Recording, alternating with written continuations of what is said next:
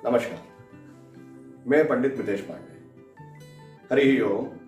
शुभम करोतु कल्याणम, आरोग्यम धन संपदाम, शत्रु बुद्धि विनाशाय, मम बुद्धि प्रकाशाय, दीपक ज्योति नमोस्तुते। सनातन धर्म का महापर्व दीपावली।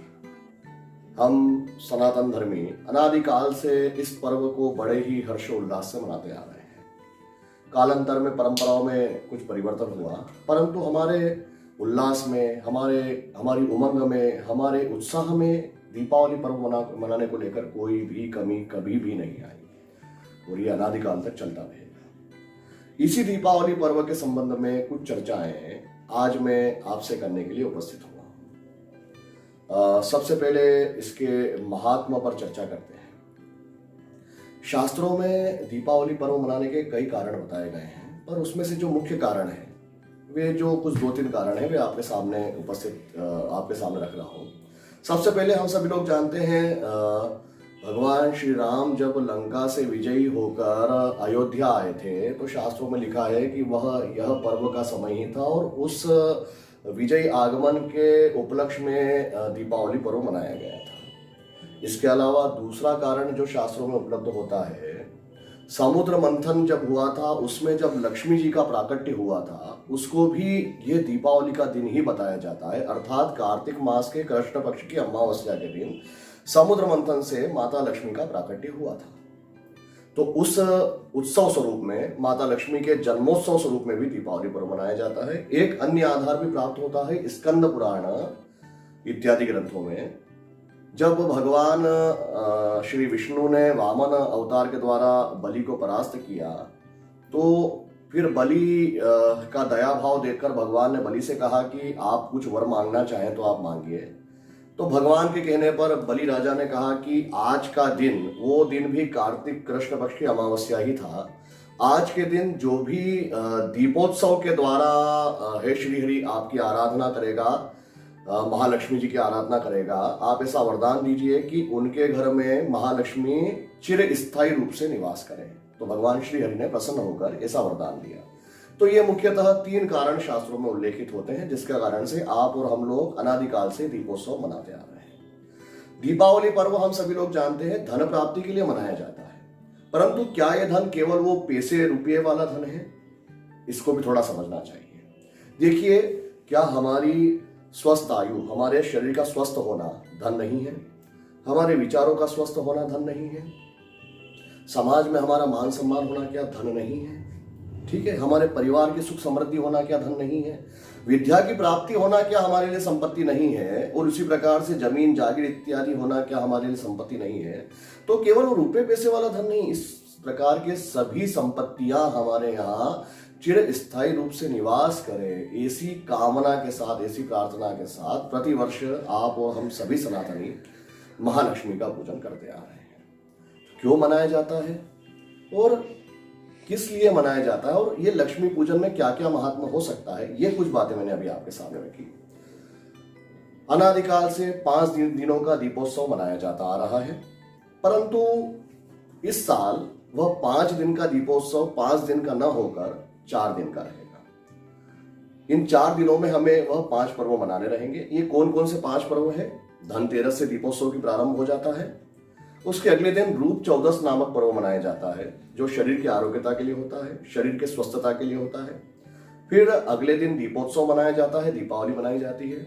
उसके अगले दिन गोवर्धन पूजा रूपी प्रकृति संरक्षण के लिए किया जाने वाला एक विधान किया जाता है और उसके अगले दिन भाई दूज रूपी पारिवारिक सामंजस्य बना रहे, पारिवारिक प्रेम बना रहे, इस भाव के साथ में पर्व मनाया जाता है। परंतु इस वर्ष क्या हो रहा है, रूप चौदस एवं दीपोत्सव अर्थात दीपावली एक ही दिन आ रहे हैं। दोपहर से पहले रूप चौदस नामक पर्व मनाया जाएगा और दोपहर के बाद में दीपोत्सव का पर्व अर्थात दीपावली मनाया जाएगा। तो 13 नवंबर के दिन, शुक्रवार के दिन धनतेरस का पर्व होगा जिसके अंतर्गत धनवंतरी देवता का पूजन किया जाएगा और कुबेर देवता का पूजन किया जाएगा। 14 तारीख के दिन 2 बजे से पहले रूप चौदस नामक पर्व मनाया जाएगा जिसके अंतर्गत शरीर को स्वस्थ रखा जाए, मन को स्वस्थ रखा जाए, इसके लिए प्रातः उठ के हल्दी इत्यादि उपटन के द्वारा देह का शोधन किया जाता है। ये रूप चौदस का महत्व होता है। और यमराज का भय न रहे इसलिए दीपदान को भी किया जाता है। दोपहर 2 बजे के बाद दीपोत्सव नामक पर्व मनाया जाता है। दीपावली महालक्ष्मी के पूजन का महान पर्व, जिसमें शरीर की आरोग्यता रहे, समाज में हमारा मान सम्मान बढ़े, परिवार का सुख प्राप्त होवे, ये सब भाव लेकर महालक्ष्मी का पूजन किया जाता है। उसके अगले दिन अर्थात 15 तारीख को गोवर्धन पूजा नामक प्रकृति संरक्षण पर्व मनाया जाएगा। और उसके अगले दिन अर्थात 16 तारीख के दिन पारिवारिक सामंजस्य बनाने वाला भाई दूज का पर्व मनाया जाएगा। तो ये कुछ बातें दीपावली पर्व के संबंध में अभी आपको बताई। अब सबसे आवश्यक विषय मुहूर्त। हम सभी लोग दीपावली पे लक्ष्मी जी का पूजन करते हैं, पर मुहूर्त को लेकर कुछ चिंतित हमेशा रहते हैं। दीपावली पर्व कब मनाना चाहिए, कैसे मनाना चाहिए, समय क्या होगा, ये हमारे कई प्रश्न रहते हैं। तो इन कुछ प्रश्नों को भी अभी हम आपके सामने इन प्रश्नों के उत्तर रखने का प्रयास करेंगे। तो आइए मुहूर्त पर चर्चा करते हैं। इस वर्ष दीपावली का पर्व तुला राशि के सूर्य एवं धनु राशि के गुरु की उपस्थिति में आ रहा है। ये योग कई वर्षों के बाद में बन रहा है। दीपावली पर पूरे दिन स्वाति नक्षत्र रहेगा और शाम को रात को लगभग 8 बजे के बाद विशाखा नक्षत्र लगेगा। यह भी एक शुभ योग है। सर्वार्थ सिद्धि योग पूरे दिन दीपावली के दिन रहेगा, अर्थात जो भी पूजन इत्यादि हम करेंगे वो सिद्धि प्रदान करने वाला रहेगा।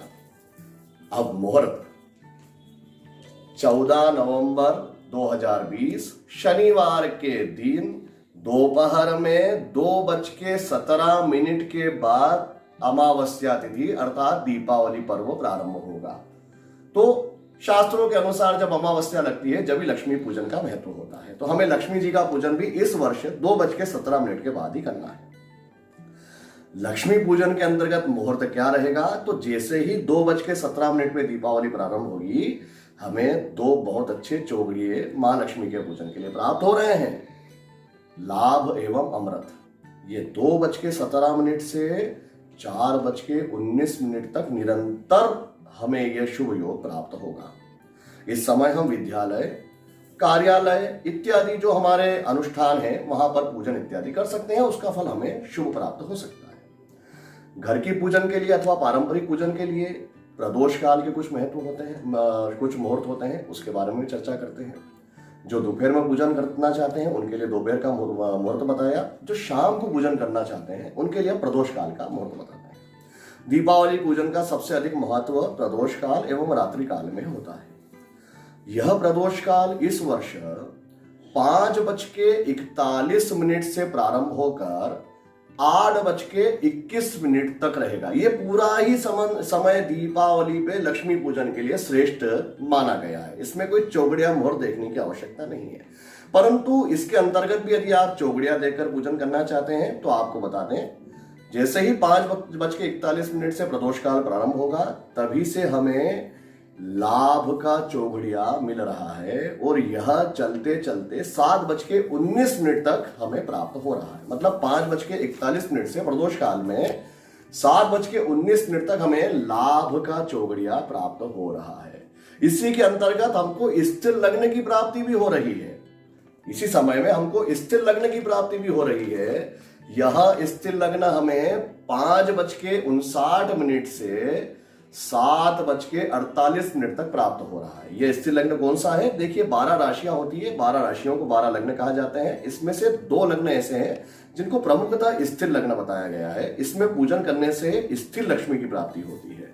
यह जो 5:59 से 7:48 तक हमें स्थिर लग्न की प्राप्ति हो रही है, यह वृषभ लग्न है। इस वृषभ लग्न में पूजन करने से निश्चित ही स्थिर लक्ष्मी हमारे घर परिवार, हमारे व्यवसाय इत्यादि में निवास करती है।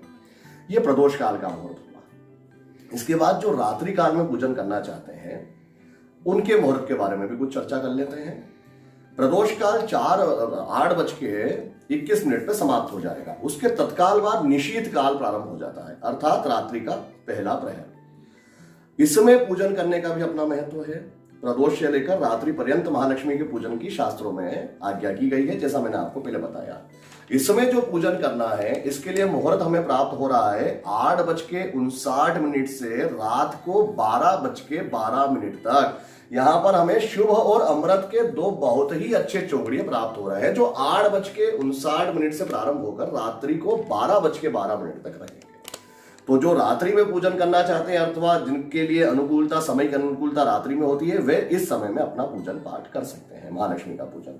इसके बाद जो समय आता है उसको महानिशीत काल कहते हैं। रात को 12 बजे के बाद जो समय प्रारंभ होता है वो महानिशीत काल कहलाता है। और इसमें महालक्ष्मी का पूजन करने की कुछ विशिष्ट विधियां होती है। कोई तांत्रिक हो या कोई साधक, कोई साधना करने वाला हो, या कोई विशेष उद्देश्य से हम महालक्ष्मी का पूजन कर रहे हैं, देवी को प्रसन्न करना चाहते हैं, श्री सूक्त के कुछ विशेष पाठ करना चाहते हैं, कनक धारा के कुछ विशेष पाठ करना चाहते हैं, इस महानिशीत काल में वो तांत्रिक अथवा साधक लोग पूजन कर सकते हैं। और यह महानिशीत काल के अंतर्गत भी हमें एक बहुत श्रेष्ठ मुहूर्त सिंह लग्न, स्थिर लग्न सिंह लग्न की प्राप्ति हो रही है, जो कि रात्रि में 12:17 से 2:33 तक हमें प्राप्त हो रहा है। 12:17 से 2:33 तक हमें स्थिर सिंह लग्न की प्राप्ति हो रही है। तो जो साधक लोग हैं, जो तांत्रिक लोग हैं, जो कोई विशेष संकल्प लेकर महालक्ष्मी का, देवी का पूजन करना चाहते हैं, वह इस महानिशीत काल में भी इस स्थिर सिंह लग्न में पूजन करके वह श्रेष्ठ फल प्राप्त कर सकते हैं। तो ये मैंने आपको दोपहर के मुहूर्त के बारे में बताया, प्रदोष काल मतलब शाम के समय के मुहूर्त के बारे में बताया, रात्रि के जो पहला पहर है उसके मुहूर्त के बारे में बताया, और अर्धरात्रि में जो महानिशीत काल है उसके मुहूर्त के बारे में बताया। पूजन विधि भी थोड़ी सी आपसे हम साझा करना चाहेंगे। जो कोई विशेष विधि नहीं करना है, गृहस्थ लोग हैं, उनके लिए वो सामान्य सी बातें मैं आपको बता रहा हूं, आप वह सुने। पहली बात तो पूर्व या उत्तर दिशा में ही भगवती का स्थान देकर पूजन करना चाहिए। अर्थात जो पूजन करने वाले हैं उनका मुख पूर्व में हो या उत्तर दिशा में हो, ठीक है। ये पहला नियम है। जिस स्थान पे हमें पूजन करना है वहां पर थोड़ा गंगा जल से हम इसे साफ कर दें। एक लकड़ी या स्टील का पटिया बिछाकर उसके ऊपर लाल या पीला कपड़ा बिछाकर हमारे मतलब हम पूजन करने वाले के उल्टे हाथ की तरफ गेहूं या चावल रखकर वहां पर एक तांबे या अन्य धातु का कोई लोटा रखकर उसमें जल भर के उसमें मोली बांध दें और उसके ऊपर एक नारियल रख दें। सीधे हाथ की तरफ नीचे चावल रखकर एक घी का दीपक लगावें। महालक्ष्मी के साथ में गणपति जी एवं सरस्वती जी के पूजन का विधान है, तो उनकी मूर्ति या तस्वीर जो भी है उनकी स्थापना कर देंगे। साथ में झाड़ू के रखने का भी शास्त्रों में विधान है, क्योंकि झाड़ू हमारे यहाँ की दरिद्रता को दूर करती है। तो झाड़ू के पूजन, एक नई झाड़ू लेकर उसके पूजन का विधान है। एक नई किताब हो, लेखा लिखने के लिए जो व्यापारी वर्ग है उनके लिए विशेष बात होती है। कोई नई डायरी हो, एक नई लाल की कलम हो, वे भी पूजा स्थान पर रखी जावे। इसके साथ में 5, 11, 21 या 31 या अधिक संख्या में, विषम संख्या में तेल के दीपकों को भी साथ में रखा जावे और पूजन के समय इन सभी दीपकों को चैतन्य कर लिया जावे, अर्थात प्रज्वलित कर लिया जावे। घर में मुख्यतः भगवान के स्थान पे जहां धन रखते हैं वहां पर, भोजन जहां बनाते हैं वहां जो पानी रखने की जगह होती है वहां पर, घर के मुख्य द्वार पे, घर के पिछले द्वार पर, और जहां भी हमारी मुख्य अलमारी है जहां हमारा सब धन इत्यादि रखा होता है, इन स्थानों पर और तुलसी के किनारे में यहाँ पर एक जलता दीपक रखने का दीपावली दिन बड़ा महत्व बताया गया है। इतना सब करने के बाद में, दीपक प्रज्वलित करने के बाद में यथाशक्ति पहले भगवान गणपति जी का पूजन करें, फिर कलश का पूजन करें, फिर क्रम से सरस्वती जी का पूजन करें, महालक्ष्मी जी का पूजन करें, और जो झाड़ू है उसका गंध अक्षत से पूजन करें। जो पुस्तक है, जो आपने डायरी ली है, उसके ऊपर कंकु का स्वस्तिक बनाकर कलम का पूजन करें, और उस पुस्तक के ऊपर श्री गणेशाय नमः, श्री सरस्वती नमः, श्री महालक्ष्मी नमः, श्री महालक्ष्मी नमः ऐसा लिखकर उसका भी गंधाक्षर से पूजन करें। इसके उपरांत आरती करें और माता जी को प्रणाम करें। एक विशेष गुप्त मंत्र मैं आपको बताता हूं। इस मंत्र की साधना दीपावली वाले दिन करने से आपको बहुत ही श्रेष्ठ फल की प्राप्ति हो सकती है।